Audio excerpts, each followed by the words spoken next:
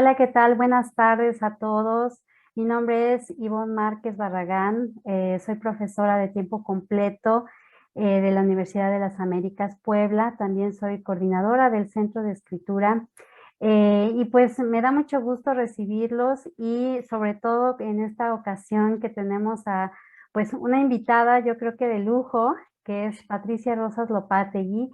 Ella es profesora asociada en la Universidad de Nuevo México y pues definitivamente que es la rescatista de Elena Garro. Ella durante años, diría décadas, ¿verdad, Patricia? Te has dedicado, pues sí, a sacar de este olvido tan injusto en el que estaba Elena Garro, una escritora pues tan brillante, tan llena de vida, de ingenio.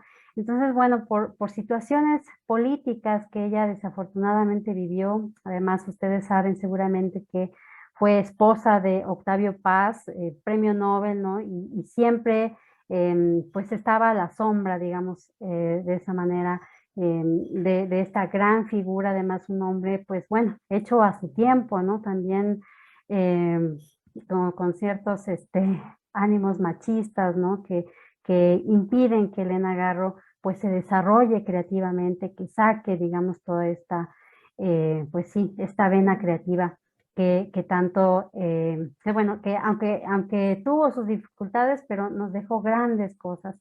Y bueno, les voy a contar algo de Patricia Rosas Lopategui antes de cederle la palabra. Ella nació en Tuxpan, Veracruz, en 1954, profesora de literatura mexicana y latinoamericana en la Universidad de Nuevo México en Estados Unidos y ha publicado trabajos fundamentales para el rescate de Elena Garro, que son Yo solo soy memoria, biografía visual de Elena Garro, Testimonio sobre Elena Garro, biografía exclusiva y autorizada, y El asesinato de Elena Garro, periodismo a través de una perspectiva biográfica. Y bueno, ella ha escrito en periódicos y revistas de México, de Estados Unidos, con el fin de difundir la obra de Elena Garro, y también pues hace la labor de dictar conferencias en diferentes centros para pues seguir con esta labor pues tan rica, ¿no? Y ahora pues nos presenta esta obra que yo le decía que considero monumental. No sé si puedan ver por mi cámara, mi fondo de pantalla, que quizá no lo permite, pero son dos maravillosos tomos, gracias Patricia, de, pues sí, trabajo periodístico, hemerográfico, ¿no? Donde se concentran la gran mayoría. Yo creo que ahí Patricia nos comentarás cómo tú lograste pues sí, este trabajo, pero definitivamente podemos tener más luz de Elena Garro y de su maravillosa literatura.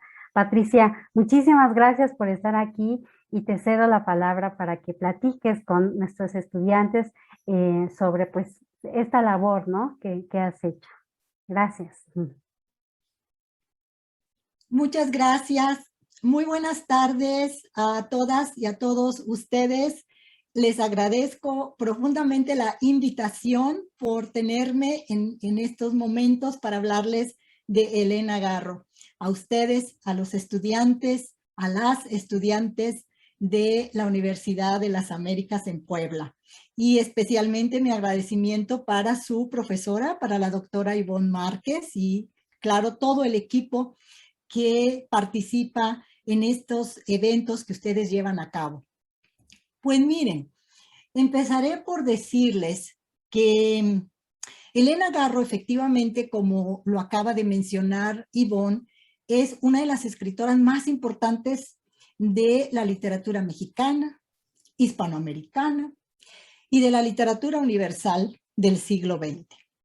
Pero por diferentes razones, ella ha permanecido bajo una sombra y una leyenda negra que ha impedido la difusión de su obra y también de su vida, porque finalmente vida y obra van de la mano, ¿no? Van juntos.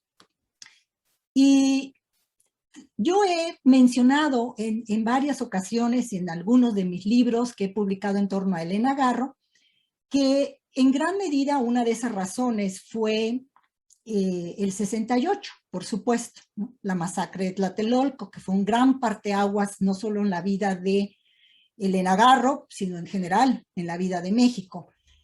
Sin embargo, yo también he señalado que en realidad el asesinato de Elena Garro, ¿no? De manera metafórica, comenzó, yo decía en mi libro El asesinato de Elena Garro, en el momento en que se casó con Octavio Paz, pero voy a rectificar. En realidad, yo creo que comenzó desde el momento en que Elena Garro aceptó ser novia de Octavio Paz, ¿no? Un hombre machista, ególatra, envidioso, celoso, que buscaba desde muy joven el poder, es decir, forjarse, posicionarse en una carrera y que iba cortando cabezas a quien lo obstaculizara o le hiciera sombra, ¿no? Entonces, vamos a ir viendo todos estos factores que yo he ido descubriendo a lo largo de todos estos años que me he dedicado a estudiar la vida y obra de Elena Garro. Primero quiero decirles que en 1977, cuando yo escuché por primera vez el nombre de Elena Garro, fue en mi seminario de literatura mexicana. Yo estudiaba letras españolas en el Tecnológico de Monterrey. Y en esa primavera de 1977, en ese curso, la profesora incluyó Los recuerdos del porvenir de Elena Garro. Y a mí esta novela me impactó desde el momento en que la leí, la terminé y la devoré. Elena Garro se convirtió en mi proyecto de vida. ¿Y por qué me impactó?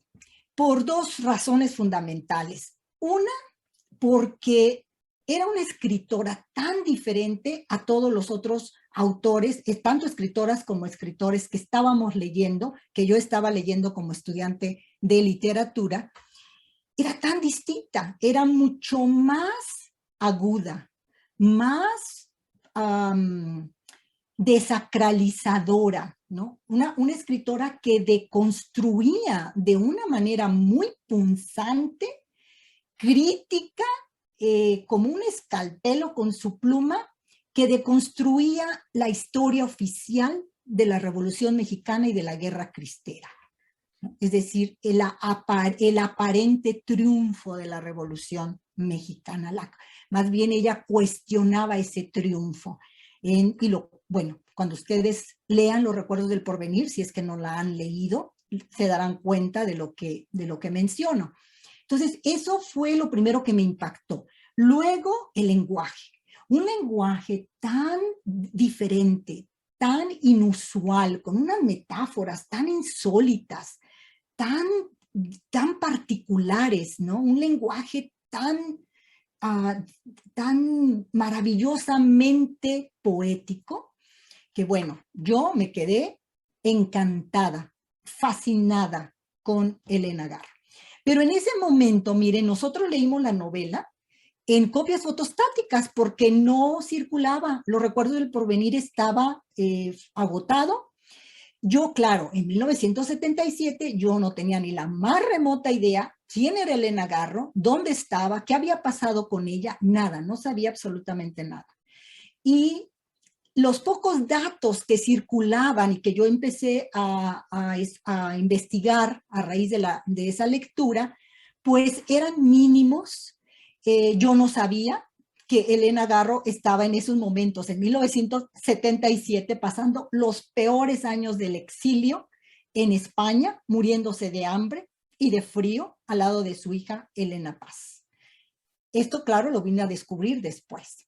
En esos momentos, los rumores que yo escuchaba eran que Elena Garro había traicionado a los intelectuales, que había denunciado a los estudiantes, que era la culpable de la masacre en Tlatelolco. Yo no daba crédito, ¿no? En 1980 decidí irme a vivir a la Ciudad de México y sobre todo mi proyecto de Elena Garro era, digamos, de alguna manera fue mi motor para mudarme a la Ciudad de México, porque en la provincia no había nada. Recuerden, estamos en 1977, ¿no? Yo me voy en el 80. No, obviamente, chicas y chicos, no había redes sociales, no había internet, no había nada de todas estas maravillas de las que gozamos hoy en día, ¿no? Bueno, entonces me voy a la Ciudad de México y comencé a trabajar en la Dirección de Literatura del Instituto Nacional de Bellas Artes, gracias a Gustavo Sainz, que era el titular de ese departamento y que me ofreció un trabajo ahí en la Dirección de Literatura. Y claro, ahí yo estaba en el medio, en un medio propicio para indagar sobre Elena Garro. Pero nadie quería hablar de Elena Garro. Los escritores que la habían conocido, que habían sido sus amigos, completamente sellada su boca, no querían comentar nada al respecto. Y lo poco que yo investigaba en periódicos, revistas, eran todos estos rumores de que Elena era la traidora, que había denunciado a los intelectuales y que por culpa de la denuncia de Elena Garro, los intelectuales habían sido acosados, encarcelados, torturados. Y yo decía, pero es que esto no puede ser. Lo que yo estoy leyendo de la obra de Elena Garro, lo que leí en los recuerdos del porvenir, y luego, claro, empecé a leer su teatro, empecé a leer sus cuentos. La obra que se había publicado hasta ese momento nada más era Los recuerdos del porvenir, La Semana de Colores, la colección de cuentos, su obra de teatro, Felipe Ángeles, y en 1980 apareció Andamos huyendo Lola, ¿no? Pero yo decía, el discurso de Elena Garro, deconstructor, desacralizador, desmitificador de estos mitos creados por el poder, obviamente no concuerdan con lo que me están diciendo, ¿no? Los rumores de que era la traidora. Así es que yo dije, aquí hay gato encerrado y pues no hay más que investigar. Pero no podía, no había nada, había tal cerrazón y había mucho miedo, ¿saben?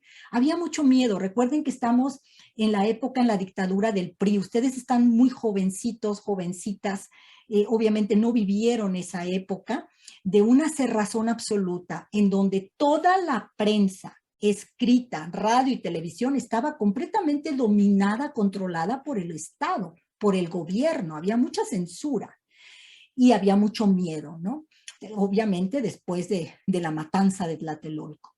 Y no querían hablar. Entonces yo me dediqué, durante muchos años, me dediqué a escribir artículos sobre los cuentos de Elena Garro, sobre su teatro, sobre su novela, y a difundirlos en periódicos, en revistas, primero en México, luego acá en Estados Unidos, donde me vine a Estados Unidos para estudiar en 1984. Entonces, los 4 años que yo viví en la Ciudad de México, no pude avanzar casi nada en mi investigación. Era más bien escribir y difundir, decirle a la opinión pública, lean a Elena Garro, ¿qué pasa? ¿Por qué sus obras no están reeditadas?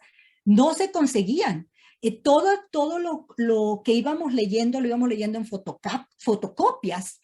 Yo tuve la gran fortuna, no lo van a creer, que en 1980, cuando yo llegué a trabajar en la Dirección de Literatura, estaba ahí en esa época la Dirección de Literatura de Bellas Artes estaba en la Torre Latinoamericana, en el 3er piso. Y ahí estaba yo trabajando como, bueno, tenía diferentes funciones. Y de pronto llegó un estudiante, si mal no recuerdo si de Oaxaca o de Chiapas, andaba vendiendo sus libros porque tenía que regresar a su tierra. ¿Y qué creen? Que en su morral traía La Semana de Colores, la primera edición, y Un Hogar Sólido, la primera edición del 58 de las 6 obras de teatro de Elena Garro. Pues por supuesto que se las compré. Son 2 de mis joyas que conservo hasta estos días, ¿no? Bueno, entonces, pero así era ese mundo en ese momento. Cuando llegué a Estados Unidos para estudiar maestría y después hice mi doctorado, pues todos esos años seguí leyendo a Elena Garro, seguí publicando en la medida de mis posibilidades, hasta que en 1991, yo ya había terminado el doctorado, estaba trabajando en Indiana State University, y ahí me enteré que Elena Garro regresaba a México por primera vez, después de 19 años de exilio. Para entonces yo ya más o menos había, digamos, descubierto que había habido una leyenda negra orquestada, fabricada por el poder para eliminar a Elena Garro de la vida política y social mexicana. Porque Elena Garro había comenzado su activismo social en defensa de los campesinos que eran masacrados, torturados, encarcelados para robarles sus tierras, ¿no? Entonces, yo ya tenía obviamente un mayor conocimiento.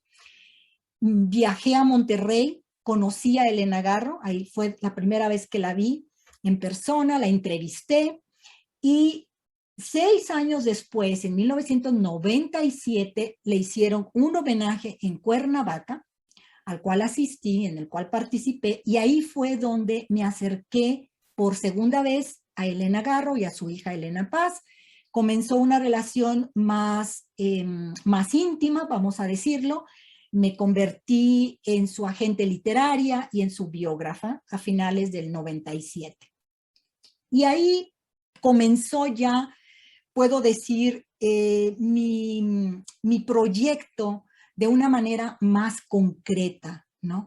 Es decir, a trabajar a Elena Garro desde la vida, ¿no? De una manera más íntima, porque tenía ya esa función, ese papel, ¿no? Que me habían otorgado ellas, Elena Garro y Elena Paz.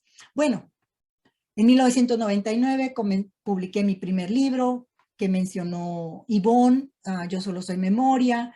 Después Testimonios sobre Elena Garro, donde recopilo diarios de Elena Garro y poesía de Elena Garro. Y después El asesinato de Elena Garro, la primera edición. Más tarde vino Yo quiero que haya mundo.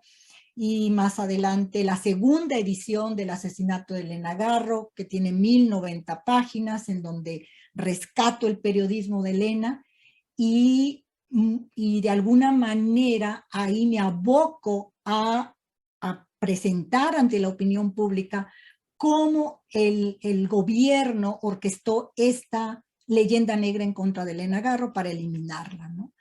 Y más adelante rescaté también su poesía, ¿no? El poemario Cristales de Tiempo apareció en el 2016. Elena Garro escribió poesía siempre. Seguramente fue el primer género que abordó desde muy temprana edad.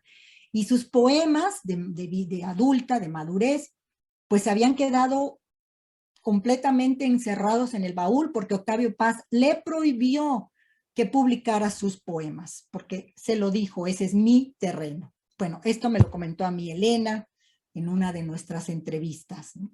Bueno, entonces, después de esto, se acercaba los 50 años de la masacre de Tlatelolco. Estamos en 2016, ¿no? Termino de rescatar el poemario de Elena y a 2 años de los 50 años de la masacre de Tlatelolco, me dije, bueno, es el momento de rescatar las entrevistas con Elena Garro. ¿Por qué las entrevistas con Elena Garro?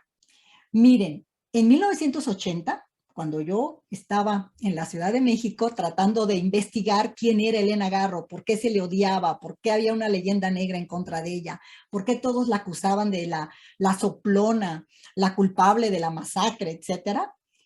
En ese año cayó en mis manos un libro que se llama 26 autoras del México actual, de Beth Miller, una investigadora estadounidense, que había publicado ella ese libro en el 78, en el 80 cae en mis manos. Y ahí Beth Miller compiló una entrevista con Elena Garro que le había hecho, no Beth Miller, sino Joseph Somers, otro investigador estadounidense, que había entrevistado a Elena en 1965 y nunca se había publicado.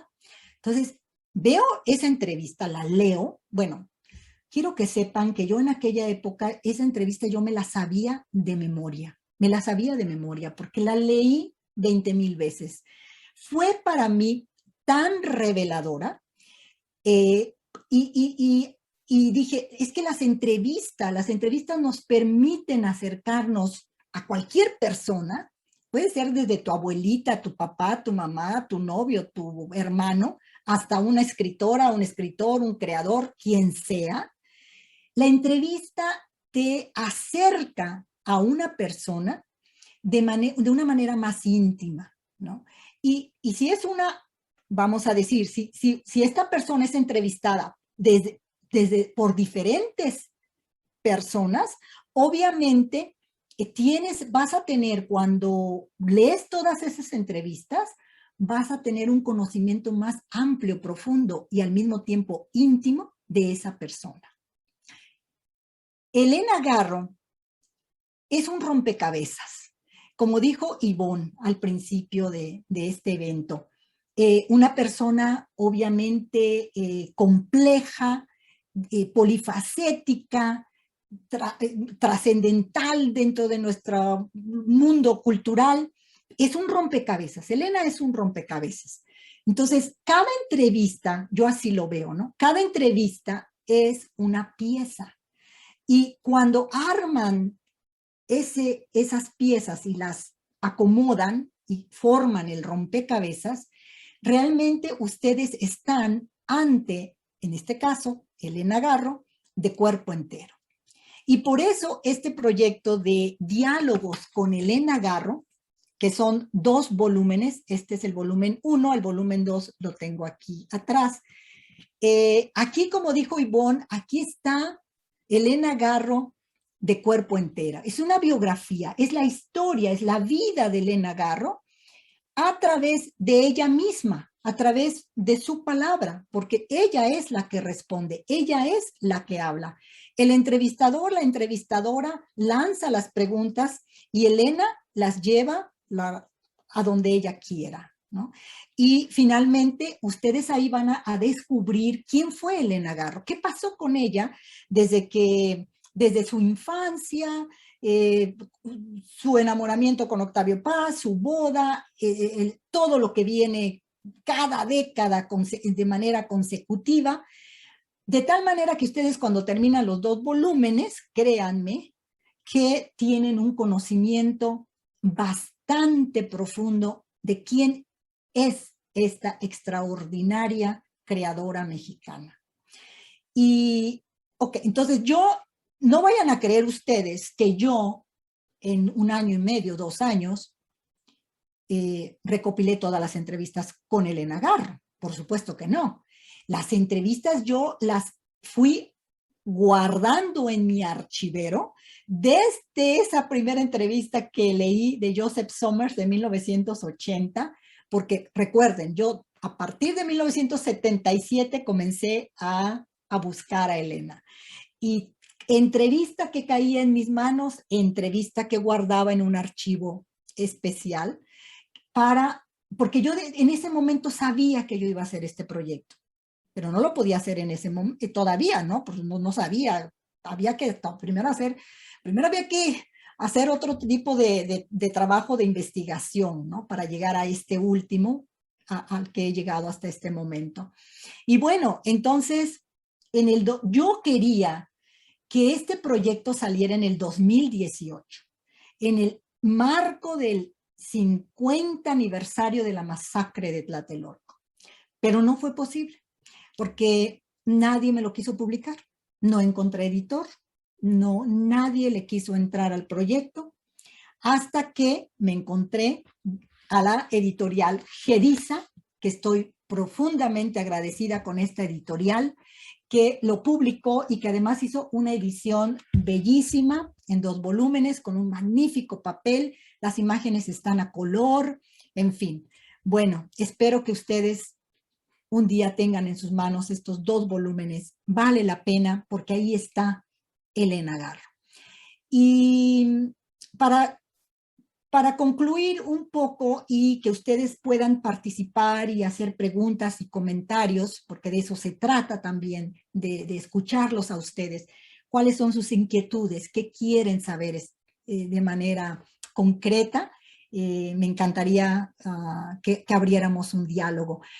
Antes de ello, vale la pena recordar que mañana es 2 de octubre, ¿no? Que mañana se celebran 53 años de la masacre de Tlatelolco.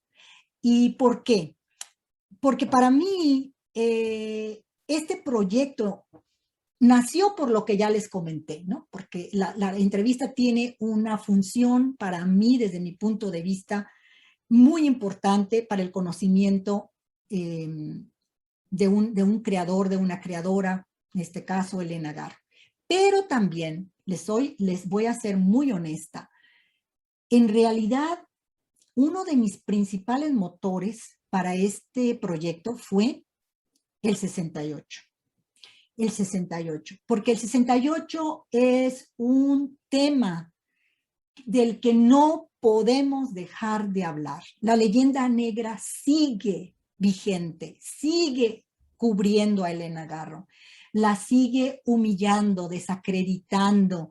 Hay mucha ignorancia todavía al respecto. Y entonces yo quería, mi propósito era mostrarles a los lectores, a las lectoras, cómo de una manera, digamos, como un proceso, ¿no? Como paso por paso.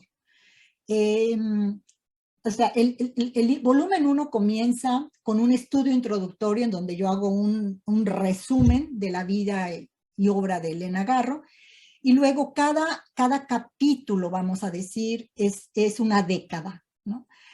Y entonces ustedes van viendo quién era Elena Garro, qué estaba pasando con ella en los 40, ¿no?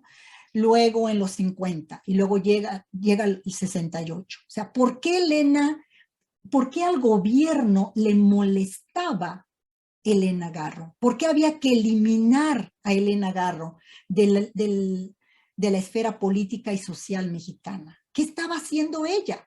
Y la única manera de que ustedes entiendan por qué el gobierno la quería eliminar es saber qué estaba haciendo Elena, o quién era Elena, digamos, desde los 40, cuando ella comienza a publicar, ¿no? En 1941. Y luego en los 50, cuando ella comienza su activismo en defensa de los campesinos de Aguatepec, Morelos. Y en 1965, ¿qué pasa? Elena Garro se une al movimiento de Carlos Alberto Madrazo, que era un político priista, pero era un político priista que quería renovar el sistema político mexicano que había nacido en 1929, en la época postrevolucionaria, ¿no?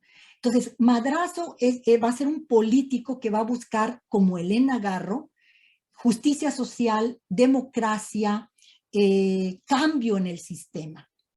De alguna manera, derrocar la autocracia priista, ¿no? Que hubiera realmente varios partidos políticos y que realmente el voto de cada ciudadano contara, ¿no? Que no fuera de dedazo. Entonces, claro, Elena se une a Carlos Alberto Madrazo, al movimiento madracista. ¿Y qué pasa cuando llega ya el verano del 68 y nace el movimiento estudiantil?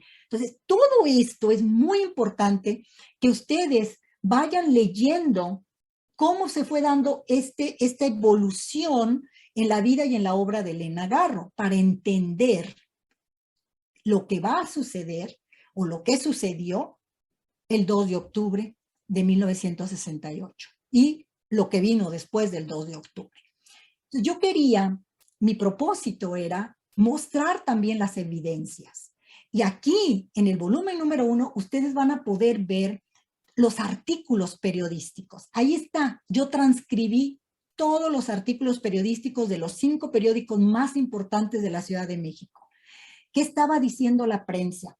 ¿Qué dijo Sócrates Campos Lemus, quien atacó, quien dijo que Elena Garro y Madrazo eran las principales cabezas de un movimiento o de una organización comunista para derrocar al gobierno? Obviamente Campos Lemus fue un líder estudiantil que estuvo infiltrado por el gobierno y que estuvo pagado para acusar a Elena Garro y a madrazo, ¿no? O sea, eso es parte de esta farsa, de esta orquestación.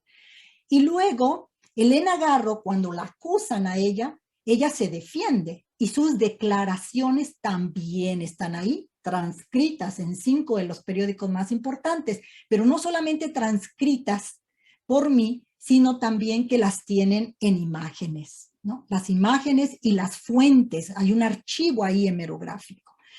Entonces, eso en realidad fue un motor para mí muy importante para este libro. Yo había comenzado este proyecto en el asesinato de Elena Garro, desde el 2005, que es la primera edición. Luego, en el 2014, publiqué la segunda edición, que es la que les digo que tiene 1090 páginas, porque la primera edición no está completa. La que hice y que publicó Porrúa no está completa. Yo sabía que tenía que volver a ella, porque en aquella época, chicas y chicos, no tenía yo los recursos para, ni económicos, ni de ningún tipo, para hacer un sondeo más profundo en la hemeroteca en la Ciudad de México. De hecho, en el 2002, 2003, que estaba haciendo esa investigación en la hemeroteca con mis colaboradoras, colaboradores, había materiales que no estaban disponibles. Muchos periódicos del 68 no estaban disponibles para el público, aunque ustedes no lo puedan creer. Algunos de ellos tenían las páginas arrancadas, entonces había que ir a otras bibliotecas, había que ir a bibliotecas privadas. Bibliotecas privadas me refiero de personal, ¿no? Personas que guardaban los periódicos, en fin. Entonces ha sido realmente una verdadera odisea. Todo es el rescate de todo este material.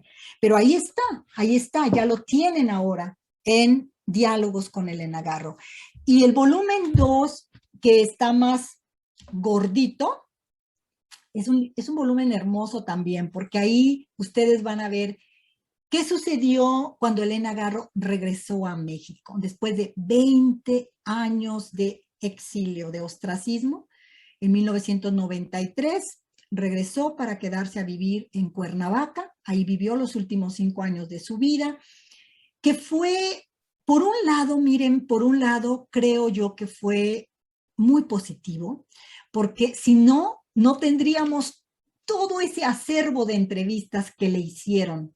En esos 5 años, la entrevistaron un sinfín de, no solamente de reporteros, también académicos. Yo ahí la entrevisté varias veces, académicos, estudiantes que estaban haciendo sus tesis en la UNAM, en diferentes universidades que viajaban de provincia a verla para entrevistarla. Entonces, por ese lado, es maravilloso ese acervo, porque si ella se hubiera quedado en París, no hubiera sucedido, ¿no? Pero, por otro lado, por otra parte, también fue bastante desgarrador, porque esos 5 años de Elena Garro en Cuernavaca, del 93 al 98, fueron realmente terribles, ¿no? Vivió muy mal, muy mal. Podríamos decir que el ostracismo en su propia tierra, nada cambió. Y en París, antes de regresar a México, ella y su hija Elena tenían hasta cierto punto una vida más tranquila, ¿no? En fin, pero uno nunca sabe, ¿verdad? Hasta que las cosas se llevan a cabo, ya después no podemos regresar la maquinita del tiempo. Bueno, pues a grandes rasgos creo que les he dado he hecho un viaje sobre este rescate y sobre este trabajo. Y ahora, si Ivonne le parece bien, podríamos hacer un diálogo, preguntas, comentarios, Ivonne, de tus estudiantes, de los estudiantes, las alumnas.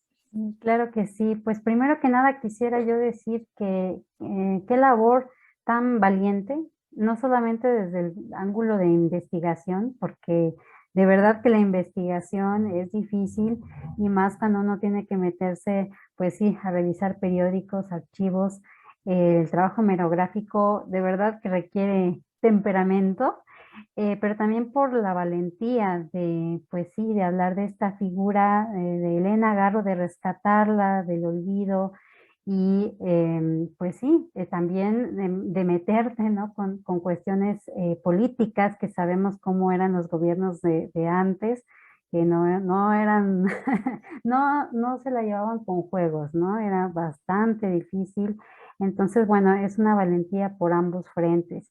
Y claro que sí, ahora queda abierto pues a los estudiantes, a quienes nos acompañan el día de hoy, para sus preguntas, comentarios que tengan al respecto de este trabajo que Patricia Rosas Lopategui nos presenta hoy. Un trabajo, como hemos visto, exhaustivo, pero que en cierta medida es un trabajo de amistad hacia Elena Garro, pero también de justicia hacia su figura, ¿no? Que no se quede ella en esta idea, imagínense hace unas décadas cómo era vista, ¿no? Todavía con el halo, ¿no? De mujer, pues ahí con la sombra, ¿no? Del 68 y también de su marido, ¿no? Entonces, aprovechando que tenemos a Patricia Rosas Lopategui, si ustedes tienen alguna pregunta, em, que quieran hacerle, pues este es el momento. No sé si, bueno, aquí yo había visto un comentario. Ah, bueno, Aurora Arenas que nos saluda. ¿Alguien más que quiera comentar? A ver, tengo aquí ¿Cuál fue la información más difícil de obtener de parte de Cristel? Bien, bien, sí. Bueno, ah, viene a mi mente en estos momentos, la gran mayoría del material fue difícil de obtener, sobre todo lo del 68, porque teníamos, bueno, más que yo directamente, mis colaboradoras, generalmente mujeres, tenían que ir a diferentes bibliotecas en la Ciudad de México a buscar los periódicos. Por ejemplo, no estaba X número, X periódico en la hemeroteca, ¿no? En la Nacional. Bueno, entonces hay que ir a la Vasconcelos, o hay que ir a la Lerdo, o hay que ir a ver a dónde. Todo eso fue complejo, sobre todo lo del 68, porque a veces los periódicos se encontraban, estaban ahí, pero estaban mutilados. Entonces había que ir a otros sitios. Pero recuerdo, en especial, el material del periódico Presente. Presente fue un periódico que fundó Cristóbal Rojas, que era un periodista de Cuernavaca, que estaban luchando precisamente por los comuneros de Aguatepec, ahí en el estado de Morelos, que a mediados de los años, no, desde principios de los años 50, había una serie de terratenientes que los encarcelaban, los masacraban, los envenenaban y les estaban robando sus tierras. Entonces, Cristóbal Rojas, junto con otros líderes campesinos y Elena Garro involucrada ahí también con ellos, crearon este periódico que se llamaba Presente, un periódico, digamos, local que circulaba ahí, principalmente en el estado de Morelos, ¿no? En Cuernavaca, en los pueblitos de Morelos.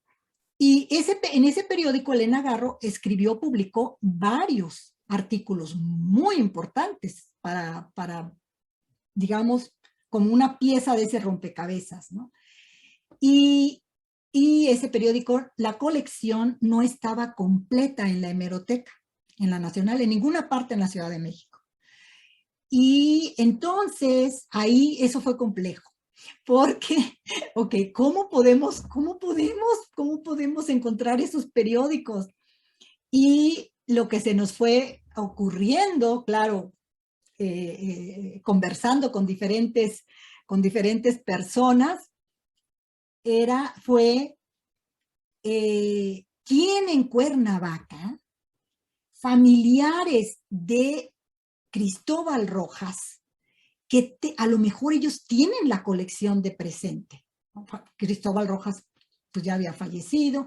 Entonces, ¿quién? Bueno, pues me enteré que Rosa Rojas, que era una, no sé dónde esté ahora Rosa Rojas, pero ella en aquel momento era una de las reporteras más importantes de la jornada. Y honesta y sinceramente les digo, en estos momentos no me acuerdo quién me dio el dato, quién me dijo Rosa Rojas es hija de Cristóbal Rojas. Pero me abrió el mundo, ¿no? Porque entonces, claro, le hablé por teléfono a la jornada y estamos en el 2013, o sea, que en donde todo era por teléfono o correo electrónico, nada más. Entonces hablé a la jornada y me dieron el teléfono de Rosa, correo electrónico, me comuniqué con ella y gracias a ella fue que llegué a uno de los cronistas de Cuernavaca que tenía la colección completa de Presente. Y ahí entonces ver que mi colaborador, en ese caso era un colaborador, un chico, que le dieran permiso para que fuera a ver la colección, le tomara fotos, etcétera. Entonces, todo un viaje odiseico para recopilar esos artículos que ustedes pueden ver en El asesinato de Elena Garro, no en diálogos, porque en diálogos son las entrevistas con Elena Garro. Y el asesinato de Elena Garro, ahí recopilé el periodismo de Elena Garro, lo que ella escribió como periodista, ¿no? Sus reportajes, sus entrevistas, porque ella también entrevistó a muchas personas, a escritores, a políticos, y sus artículos tan punzantes en contra del gobierno. Ahí están en El asesinato de Elena Garro. El de Porrúa no está completo, como les decía. El de la Universidad Autónoma de Nuevo León es el que está completo, es el que tiene 1090 páginas, ¿no? Que, bueno, si me permiten, me tuve que agachar, pero para enseñárselos, ¿no? Es este volumen. Este es el de la Universidad Autónoma de Nuevo León, que salió en el 2014, que está un poco agotado, pero si a alguien le interesara, yo tengo ejemplares y me escriben y con todo gusto les doy la información. En fin, eso, muy buena pregunta, gracias. Sí, sí, pues sin duda tenemos que hacer nuestra colección de tus libros. A mí todavía me faltan algunos. Tenemos más preguntas. Bueno, aquí nos dice Verónica, ¿nos puede hablar un poco de la poesía de Elena Garro? Porque creo que es la parte menos conocida de ella y te agradece mucho. Sí, qué buena pregunta, Verónica. Sí, la poesía de Elena Garro es lo menos conocido de ella. Y bueno, yo diría que también el periodismo, o sea, muy poca gente ha leído el periodismo de Elena Garro, ¿no? Todavía hay mucho trabajo que hacer y me alegro que ustedes estén interesados en esta gran personalidad, es que Elena Garro es fundamental, es una columna en nuestra vida cultural y debemos de conocerla de la A a la Z, ¿no? Desde los recuerdos del porvenir y todos sus cuentos y novelas y teatro hasta su periodismo y su poesía, definitivamente. Cristales de Tiempo, su poesía, como les decía yo hace un momento, Octavio Paz le prohibió a Elena Garro publicar. Bueno, le prohibió escribir poesía, imagínense, como si alguien te puede prohibir escribir X, ¿no?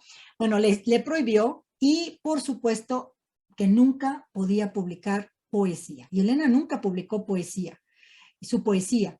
Elena Paz, yo recuerdo que Elena Paz quería que su mamá se diera a conocer como poeta. Pues de hecho por eso me entregaron los poemas para que se publicaran, pero Elena Garro decía que no, que para tener la fiesta en paz, ¿verdad? Pues había que mejor guardar silencio. Y bueno, entonces no se publicó. En el 2006-2007, Elenita Paz y yo comenzamos a trabajar el poemario de su mamá. Pero había otras prioridades, chicas y chicos. Miren, en el 2006-2007, la obra de Elena Garro estaba en el olvido, o sea, no se conseguía. Había primero que reeditar lo que ya de alguna manera se había difundido porque las editoriales tampoco querían, aunque ustedes no lo puedan creer, en el 2006, 7, 8, no querían publicar las obras de Elena Garro. Es que no se vende, es que no vamos a recuperar, es que bla, bla, ¿no? Entonces, primero había que reeditar esa obra que ya se había dado a conocer, pues, digamos, desde Testimonios sobre Mariana, Reencuentro de Personajes, La Casa junto al Río y Matarazzo no llamó, etcétera, ¿no? Se habían hecho unas primeras ediciones a finales de los 80, en los 90, pero ya para el 2006, 4, 5, 6, ya no había que volver a hacerlo. Entonces yo me aboqué a eso como agente literaria. También me aboqué a que se publicara la poesía de Elena Paz. Elena Paz no se había publicado en México un libro de ella, un poemario. Entonces en el 2007 salió el poemario de Elena Paz. En fin, total que la poesía de Elena pues como que se nos fue quedando en el tintero. Sin embargo, comenzamos a trabajarla. Y en Cristales de Tiempo, de hecho ahí en la introducción que hago, hay algunas entrevistas que van ustedes a ver ese diálogo que yo tenía con Elenita Paz y que yo le hacía preguntas. Oye, Elenita, tal poema, ¿tu mamá cuándo lo escribió? ¿Es cierto que tu papá decía que tu mamá estaba loca y que tú decías, no, es que no está loca, es que déjala escribir, déjala que se exprese, ¿no? Entonces, Elenita me iba contestando todas mis dudas y ahí lo van a ver ustedes en la introducción de Cristales de Tiempo. Por fin, como se fue postergando ese proyecto, y luego, pues claro, Elenita Paz murió en el 14, en el 16 fue ya que di a conocer el poemario en el centenario de Elena Garro, porque cuando estábamos trabajando también Elenita y yo, había muchos conflictos, muchos altibajos de diferente tipo, y después decíamos, pues ¿sabes qué? ¿Por qué no lo dejamos para el centenario de tu mamá? Claro, estábamos 2007, 2008, parecía que faltaba mucho, pero en realidad le digo a Elenita, en realidad no falta tanto, Elenita, 6, 7, 8 años no es mucho, podemos trabajarlo muy bien y vamos a sacarlo para el centenario de tu mamá. Ella estuvo de acuerdo totalmente, ¿no? Pero pues lamentablemente ella murió 2 años antes. La poesía de Elena Garro es una poesía que les súper recomiendo. Ustedes no pueden quedarse sin Cristales de Tiempo, el poemario de Elena. La primera edición salió en la Universidad Autónoma de Nuevo León, que está agotada, pero después en el 18 se hizo una edición en España, que es la que está circulando. Igual, si ustedes quieren ese volumen, me escriben y yo los pongo en contacto con 2, 3 distribuidores que tienen Cristales de Tiempo de Elena Garro. Unos tienen la Universidad de Nuevo León, todavía algunos ejemplares, otros tienen la edición de España. La edición de España, la única diferencia es que está un poco, hay algunas actualizaciones de algunos años, de algunas fechas, pero básicamente es lo mismo, ¿no? La poesía de Elena es una poesía tan transgresora, completamente transgresora. Ahí ustedes ven, miren, hay una sección que se titula Horror y angustia en la celda del matrimonio. Y ahí está cómo fue la vida de Elena Garro bajo la férula de Octavio Paz. En una poesía, en unos poemas realmente reveladores, desgarradores, de veras también que de una valentía tremenda, ¿no? Está el famoso poema El llano de Huizaches, que es uno de los poemas para mí más emblemáticos pues no solamente de la pluma de Elena Garro, yo creo que es un poema que hoy puede ser la bandera de los movimientos feministas, ¿no? Es un poema en donde la voz lírica está descuartizada, está desmembrada. Yo cuando leí ese poema la primera vez, me recordó a la Coyolxauhqui, ¿no? La mujer desmembrada, sin cabeza, sin brazos, sin piernas, la lengua cortada de la boca, la mujer que no tiene voz, las manos también, los dedos saltando, despegados de la mano. Bueno, es tal el desmembramiento de la voz lírica femenina en la sociedad patriarcal, que la sociedad patriarcal en este poema está simbolizada por ese llano de huizaches. No sé si ustedes han visto los huizaches, ¿no? Los huizaches son estas plantas que tienen una espina así largas y súper puntiagudas. Bueno, ahí está la voz lírica, en ese llano de huizaches que la punza, que la daña, que la sangra, que la desmiembra, y todo está desmembrado, hasta las uñas están desprendidas del cuerpo. Es un poema realmente desgarrador, terrorífico, de la condición femenina en la sociedad patriarcal. Y no me digan que ese poema no está vigente, con los feminicidios a la orden del día, no solamente en México, en muchas otras partes, ¿no?, del mundo. Bueno, bueno, hay poemas también a su hija Elena Paz, hay poemas a su madre, hay poemas a la infancia, de un gran lirismo, a su padre, a quien ella tanto amó, y están los poemas del exilio también, su condición de mujer desacreditada, humillada, vejada, desgarrada en el exilio. Los poemas que escribió en Madrid y en París en los años 70 y 80. Y también hay una sección de sus poemas de amor, los poemas de amor Adolfo Bioy Casares. Miren, cuando ustedes lean ese poemario van a ver que Octavio Paz, no hay un solo verso, ni un solo verso de amor a Octavio Paz. Al menos en los poemas que ellas me entregaron, en los poemas que sobrevivieron, hasta donde yo tengo entendido, que es lo único de la poesía de Elena que existe, aunque con Elena nunca se sabe, ¿verdad? Quién sabe si por ahí algún día aparezcan otros poemas. Pero hasta este momento, ni un verso de amor a Octavio Paz. Los versos de amor de Elena Garro, la vena amorosa de Elena Garro, están en los poemas Adolfo Bioy Casares, de quien ella se enamoró a finales de los años 40 y con quien tuvo una relación sentimental. Y también hay poemas de desamor, porque también Bioy Casares, pues, no fue lo que ella pensó que era, y hay poemas de desamor también. Entonces les recomiendo que lean Cristales de Tiempo, y si no lo pueden conseguir, escríbanme por el Messenger de Facebook, que yo por ahí me comunico con todo mundo, o mándenme un correo electrónico también. Mi correo electrónico, ya sea a través de la universidad donde yo laboro, en la Universidad de Nuevo México, o mi correo personal, patricia@lopategui.com. Ay, pues Patricia, muchas gracias. Además, hablar de esta faceta de Elena, que ella, es que realmente su teatro está lleno de poesía, sus cuentos están llenos de poesía. No era de extrañar que, que salieran tarde o temprano sus poemas. Aquí tenemos otra pregunta, bueno, un par de preguntas más, espero que nos alcance bien el tiempo, de Aurora Arenas, que nos dice, como periodista, trabajo de periodismo, ¿tuvo complicaciones o problemas contra su persona mientras llevaba a cabo este proyecto de Elena Garro? Y si es así, ¿cómo hizo para sobrellevarlo? Gracias, Aurora. Muy buena pregunta. Sí, bueno, diferente tipo de problemas. Muy buena pregunta.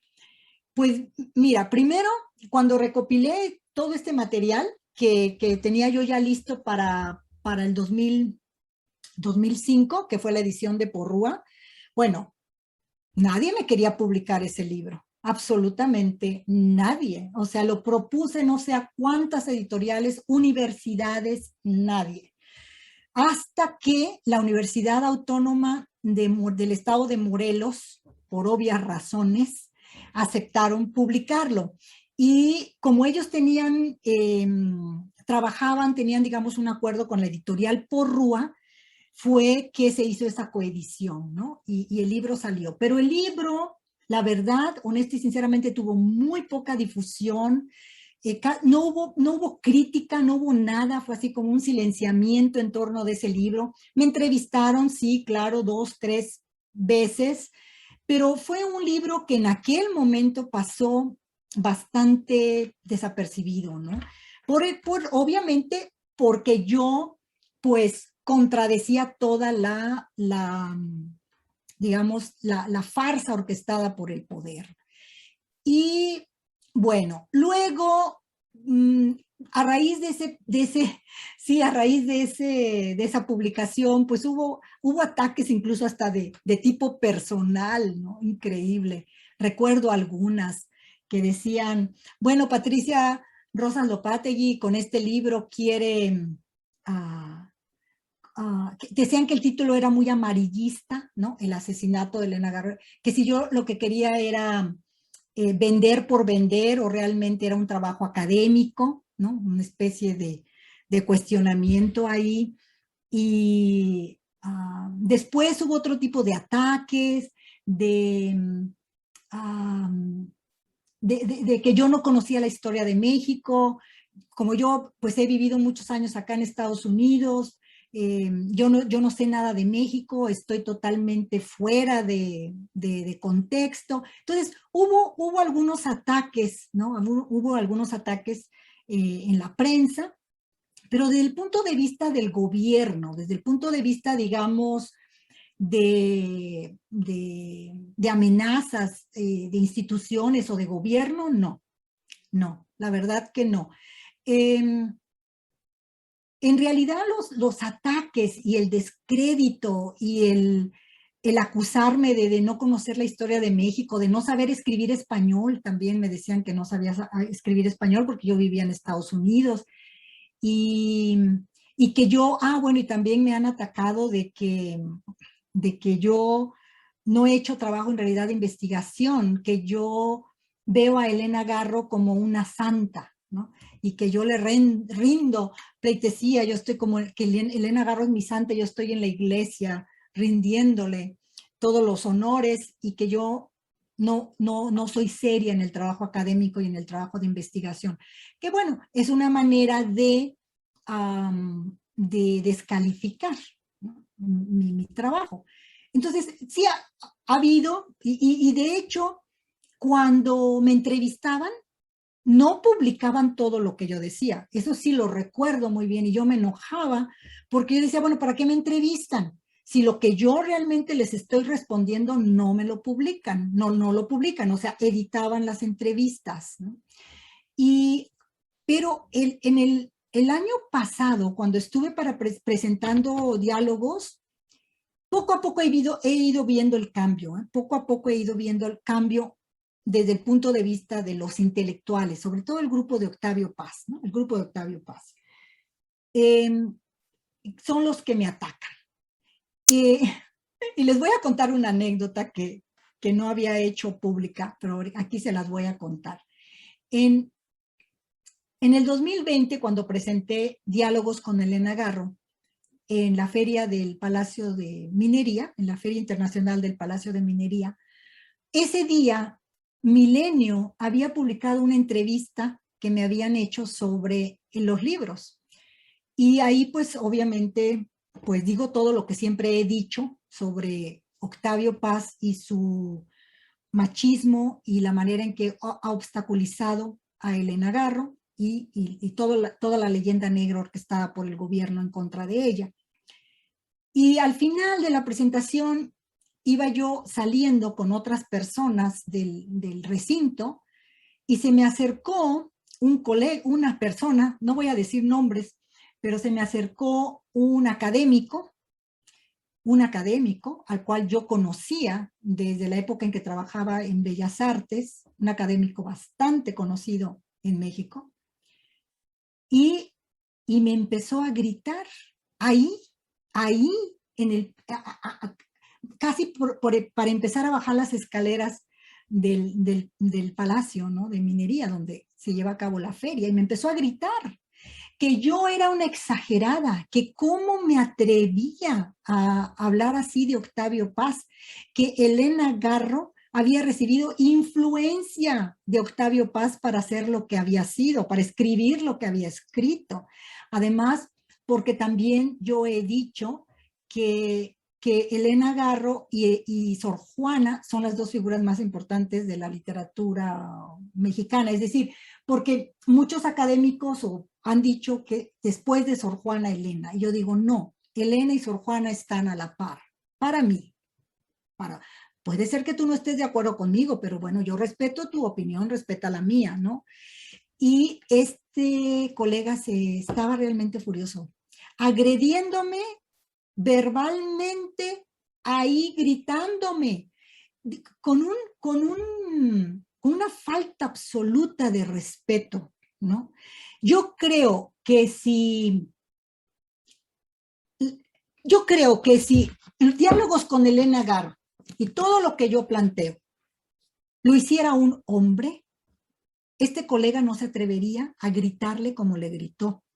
¿Me explico? O sea, estamos todavía ante serios problemas de sexismo, de misoginia, de ninguneo hacia el trabajo hecho por la mujer. Sí, desde Entonces, luego, Patricia, yo considero que mucha de la obra de Elena nos habla de este problema, ¿no? Del celo, ¿no? También que existe por parte del hombre hacia la mujer, hacia el talento, ¿no? Como ella lo vivió en carne propia, seguramente no nada más de Octavio Paz, sino de muchas personas que la rodearon, justamente porque, bueno, a veces el brillo eso es lo que causa, ¿no? Entonces, bueno, en nuestro tiempo, por eso Elena Garro sigue siendo tan vigente.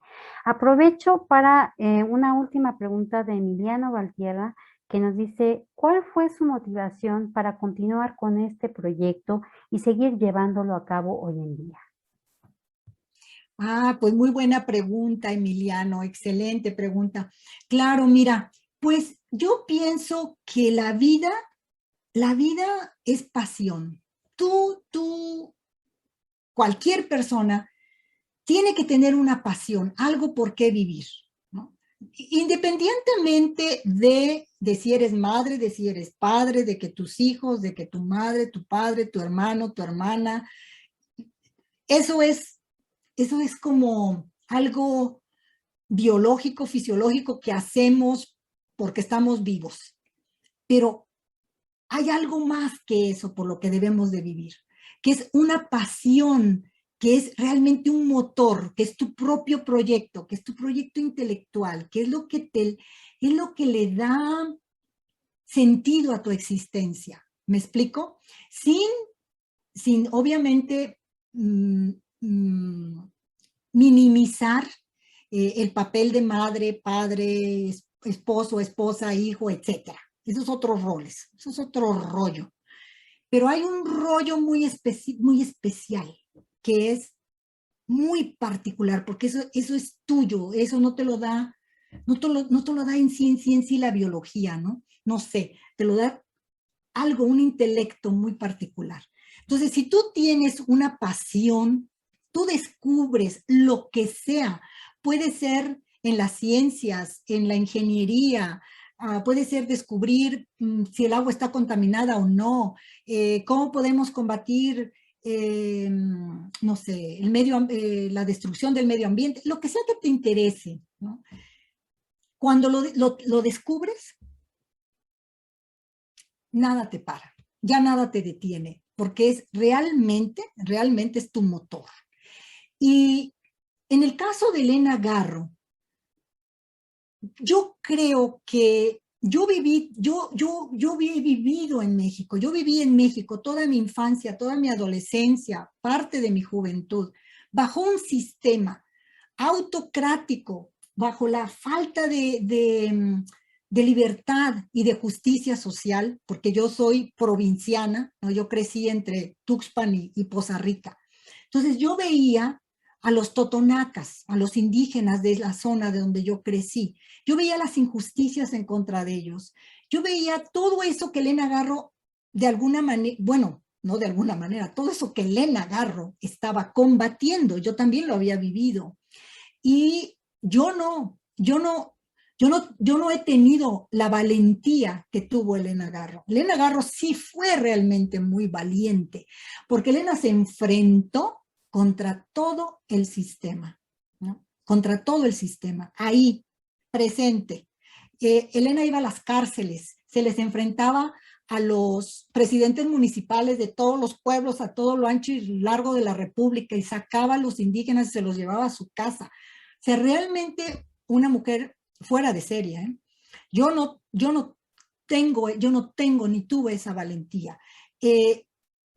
Pero bueno, claro, yo viví también eso y Elena me hablaba, entonces yo decía, es que es exactamente lo que a mí no me gusta de este sistema, lo que no me gusta de México, el machismo en México, pues imagínense, si vean cómo está la situación todavía hoy en día, pues también obviamente yo viví toda la agresión sexual, el acoso sexual, el ninguneo, el descrédito, siempre la voz masculina es la que cuenta, es la que hay que escuchar, las mujeres siempre atrás de ellos, incluso yo detrás de mis colegas, si había que ir a entrevistar a X personaje, quien iba a la cabeza era un colega hombre y yo era la ayudanta, la que estaba en segundo término por si algo fallaba, me explico.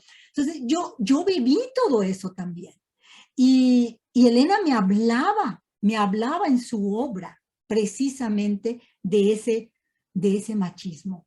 Y creo que por eso para mí fue fundamental rescatarla. ¿Cómo es posible que esta autora de primerísima línea, más importante, más creativa, más polifacética que todos los escritores, y yo diría, y ya se los dije, no hay otra como ella?